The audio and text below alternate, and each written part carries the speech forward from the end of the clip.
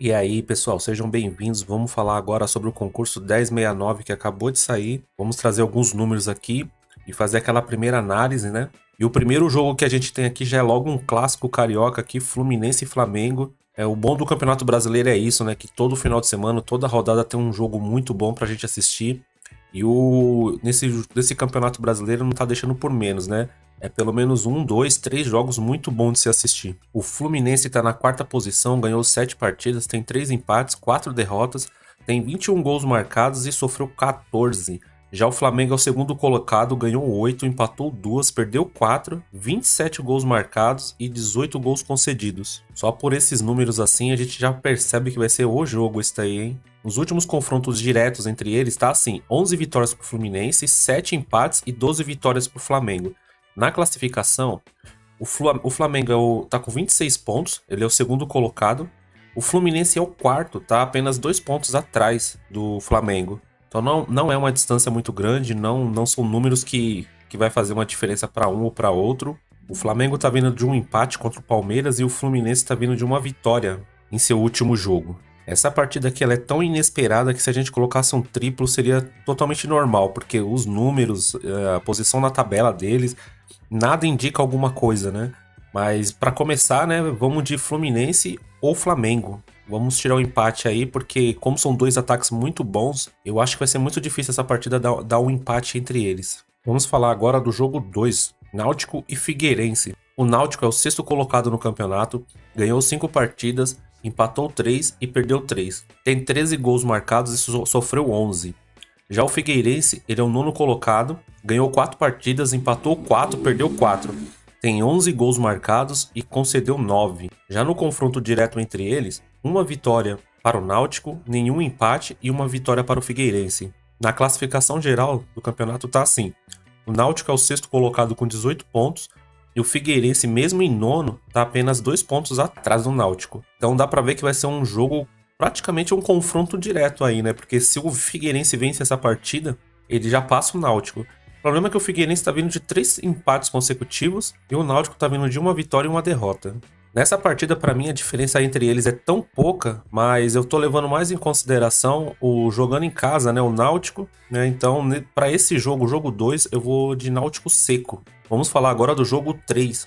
Corinthians e América. Esse jogo aqui, o jogo 3, ele não é pelo Campeonato Brasileiro, ele vai ser pela Copa do Brasil, porque, se eu não me engano, o Corinthians tem um jogo pela Sul-Americana, né? Ele vai ter que cumprir um jogo para ver se vai se classificar para mata-mata, né, da Sul-Americana. Então, a Copa do Brasil foi adiantada para esse sábado. Então, para esse jogo aqui, as informações é um pouco diferente. Tentei trazer informações que sejam relevantes para a gente fazer uma análise. O que a gente tem aqui é que o América ganhou as últimas 3 partidas. Ganhou pela Copa do Brasil o primeiro jogo de ida, ganhou no Brasileirão, provavelmente o primeiro jogo, e no ano passado também ganhou. Então o Corinthians, nesses últimos 3 jogos, não conseguiu vencer o América. No confronto direto, o que nós temos aqui são 2 vitórias para o Corinthians, 4 empates e 4 vitórias para o América. Aqui na classificação, no caso, não é uma classificação porque eles estão disputando a Copa do Brasil. Aqui é uma probabilidade de vitória nos 90 minutos. O Corinthians vai jogar em casa, tá vindo de uma grande vitória em cima do Atlético Mineiro e o Renato Augusto parece que já está recuperado. Então eu acredito que todo mundo conhece a torcida do Corinthians, ela empurra muito o time. E é bem provável que dentro dos 90 minutos o Corinthians ganhe essa partida. Não sei se classifica logo de cara, mas que possa ganhar de 1 a 0, levar esse jogo para os pênaltis, é bem capaz, viu? Já o América, ele poupou seu time no Campeonato Brasileiro, tá jogando todas as suas fichas na Copa do Brasil, né? Já garantiu uma bela bolada por ter chegado até essa fase da Copa do Brasil. E eu acredito que vai ser um jogo muito difícil pro Corinthians ganhar, porque o América, apesar de estar numa posição muito ruim no Campeonato Brasileiro, é um time que ele tá bem entrosado, tem um jogo legal de se assistir, é que parece que às vezes dá um pouco de azar de não fazer os gols. Mas vai ser um jogo muito difícil pro Corinthians. Então, para esse jogo aqui, eu vou colocar a vitória do Corinthians ou empate nessa primeira análise. 56% para o Corinthians ganhar essa partida. Aqui tá falando prorrogação, 26%. Sinceramente, eu não tenho nem certeza se esse jogo vai pra prorrogação ou se vai pros pênaltis direto. Mas eu vou dar uma verificada nessa informação e aí eu retorno no próximo vídeo com essa informação. E 18% pro América. Se alguém tiver essa informação aí sobre a prorrogação e quiser deixar no comentário, já vai ajudar bastante. Jogo 4, Londrina e Vila Nova. O Londrina é o 18º, ganhou 3 partidas, empatou 2 e perdeu 11. Tem 15 gols marcados e 26 sofridos. Nossa, tá difícil pro Londrina, hein? Já o Vila Nova, ele é o 3º colocado, ganhou 9, empatou 4, perdeu 2, tem 20 gols marcados e só sofreu 5 gols. No confronto direto entre eles, 3 vitórias pro Londrina, 3 empates e 2 vitórias pro Vila Nova. Já na classificação geral, o Vila Nova ele é o 3º colocado com 31 pontos e o Londrina ele está em 18º com 11 pontos. Tá vindo de 3 derrotas seguidas. O Vila Nova, como a gente vê, ele é um time que tá brigando aí pelas primeiras posições, ao acesso da Série A, ao acesso para a próxima divisão. E o Londrina, só por esses números, dá para ver que passa muita dificuldade com essa zaga, muitos gols sofridos. E por esse motivo eu vou de Vila Nova seco. Mesmo o Vila Nova jogando fora de casa, para mim eu acho que vai ser muito difícil o Londrina ganhar essa partida, viu? Jogo 5, Ponte Preta e Tombense. Ponte Preta, 13ª colocada, ganhou 5 vezes, empatou 6 e perdeu 5. Tem 10 gols marcados e sofreu 13. Já a Tombense é a 17ª colocada no campeonato, ganhou apenas 3 partidas, empatou 3 e perdeu 10. Tem 15 gols marcados e sofreu 22. No confronto direto entre eles, nenhuma vitória para Ponte Preta, 2 empates e nenhuma vitória também para Tombense. Na classificação geral do campeonato, 13º lugar para Ponte Preta e 17º lugar para Tombense. A Ponte Preta está com 21 pontos e o Tombense está com 12. A Ponte Preta está com 3 vitórias consecutivas e a Tombense está vindo de uma derrota. Nesse jogo aqui, mesmo a Ponte Preta jogando em casa e os números tá demonstrando que a Ponte Preta está em um melhor momento, mas por causa desse retrospecto aqui do confronto direto entre eles ter 2 empates, nesse jogo eu vou de Ponte Preta e empate. No próximo vídeo a gente dá uma refinada melhor, vamos ver se eles vão entrar com um time reserva, se vai ter algum jogador poupado, mas de início vamos de Ponte Preta e Tombense. Jogo 6, Botafogo e Bragantino.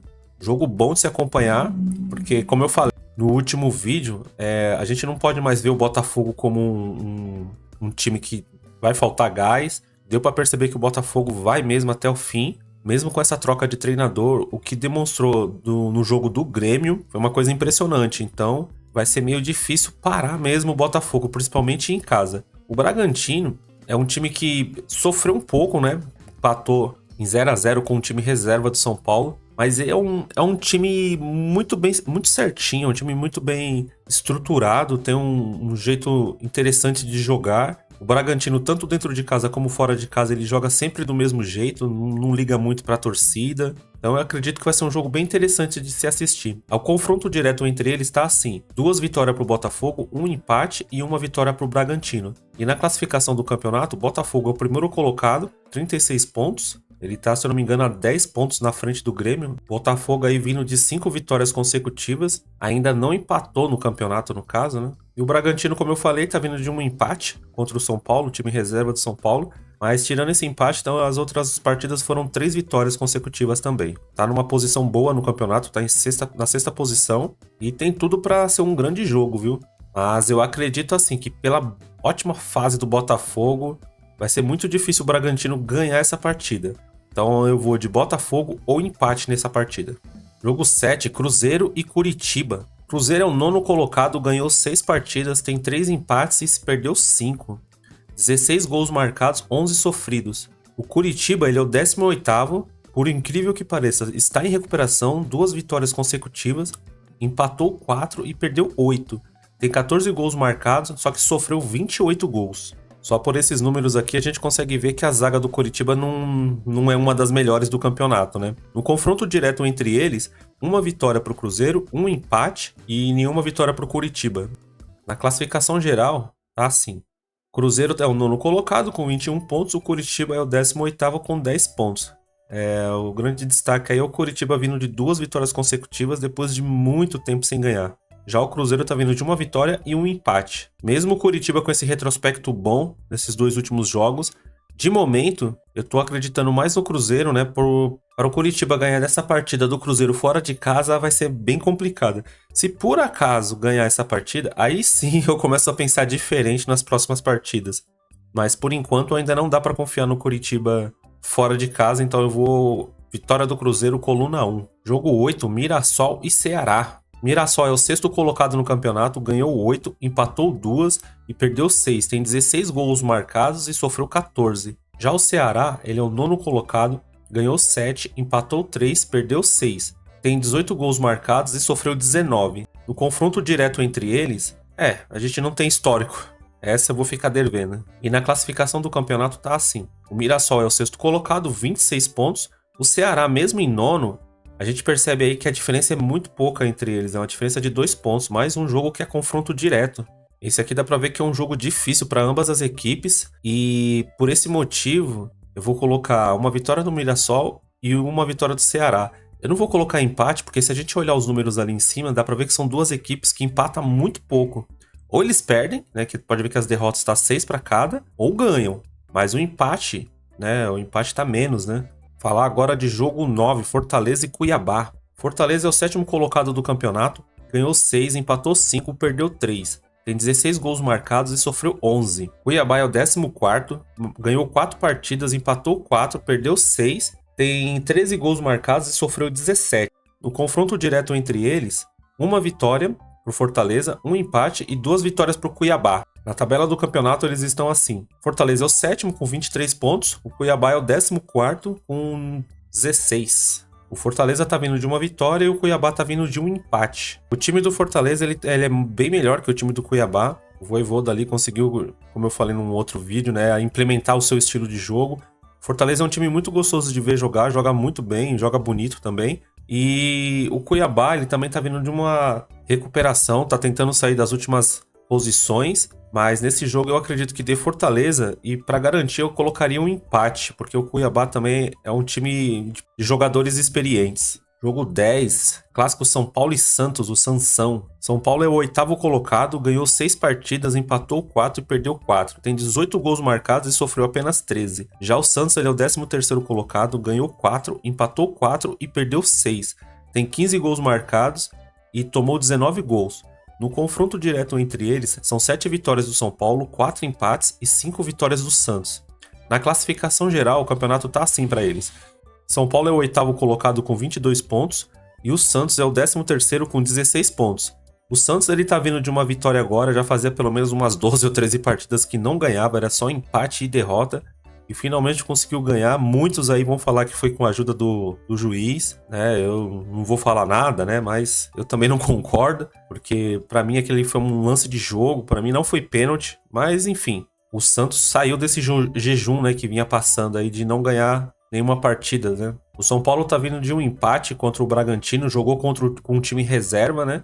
Tá priorizando a Copa do Brasil. Pode ser que nesse jogo de domingo o São Paulo ele coloque alguns jogadores que não são titulares, até para poupar os jogadores, né? Vai depender muito do que aconteça nesse jogo de meio de semana contra o Palmeiras. Mas o São Paulo dentro de casa no Morumbi é muito forte e para essa partida eu vou apostar no São Paulo ou empate. Jogo 11, CSA e São José. CSA é o 12º colocado, ganhou 3 partidas, empatou 6 e perdeu 3. Tem 10 gols marcados e sofreu 9. Já o São José, ele é o 3º colocado, ganhou 5, empatou 4 e perdeu 3. Tem 19 gols marcados e sofreu apenas 12. No confronto direto entre eles não tem nenhuma informação e na classificação geral do campeonato eles estão nessas posições, né? Em terceiro colocado o São José com 19 pontos, em 12º lugar com 15 pontos o CSA. O São José, por estar em uma posição melhor no campeonato e os gols marcados, né? Ele é um time que faz muitos gols e sofre poucos gols também.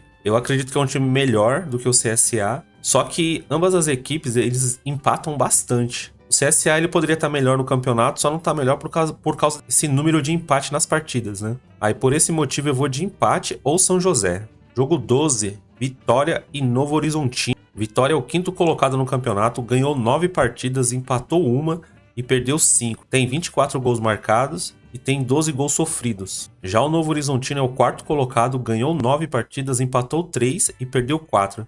Tem 19 gols marcados e sofreu 9. No confronto direto entre eles, não tem histórico. Aí complica a nossa análise, hein? Continuando, na classificação, Novo Horizontino é o 4º colocado com 30 pontos, Vitória é o 5º colocado com 28 pontos. Mais um jogo legal de assistir aí, porque é confronto direto entre eles. Os dois times estão brigando pelo acesso aí da Série A. Acredito que vai ser um jogo interessante de assistir. Esse jogo 12 também, como são dois times que empatam muito pouco, o Vitória só teve um empate e o Novo Horizontino 3.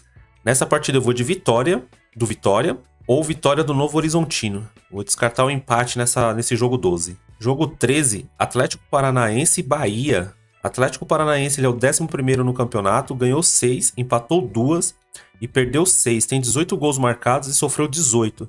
Já o Bahia, ele tá na 16ª posição, ganhou 3, empatou 4, perdeu 7. Tem 15 gols marcados, mas também sofreu muitos gols, 21 gols. No confronto direto entre eles, uma vantagem bem grande para o Atlético Paranaense. 8 vitórias para o Atlético Paranaense, 1 empate e 3 vitórias do Bahia. Na classificação do campeonato, o Atlético Paranaense tem 20 pontos e o Bahia tem 13 pontos. O Atlético ele tá vindo de uma derrota e eu acho que para se levantar no campeonato, jogando dentro de casa, o Atlético Paranaense deve partir com tudo para cima do Bahia. Até para não ficar tão atrás assim no campeonato, porque 11ª posição geralmente não é uma posição que o Atlético costuma ocupar nos últimos campeonatos brasileiros, né? Então eu acho que o Atlético Paranaense vai dar muito trabalho pro Bahia e o Bahia eu acho que não vai conseguir segurar o Atlético Paranaense. Eu vou de Atlético Seco. Jogo 14, Internacional e Palmeiras. Mais um jogo bem interessante de assistir. O Internacional ele é o 10º colocado, ganhou 6 partidas, empatou 3 e perdeu 5. Tem 13 gols marcados e 16 sofridos. Já o Palmeiras ele é o 5º colocado, ganhou 6, empatou 6 e perdeu 2. Tem 25 gols marcados e sofreu 13 gols. No confronto direto entre eles, 3 vitórias para o Internacional, 3 empates e uma vantagem para o Palmeiras aí de 6 vitórias. Na classificação geral, né? Palmeiras tem 24 pontos, o Internacional tem 21. Apesar de eles estarem uma diferença de 5 posições na tabela, a diferença de pontos é muito pouca. 24 pontos e 21 pontos para o Internacional. Uma vitória do Internacional já encosta no Palmeiras. O Palmeiras ele tá empatando bastante nesse campeonato, já é o 6º empate dele, contando com esse último aí contra o Flamengo. Acredito que não vai ser nenhum jogo fácil para nenhuma das duas equipes. Eu vou de empate ou Palmeiras.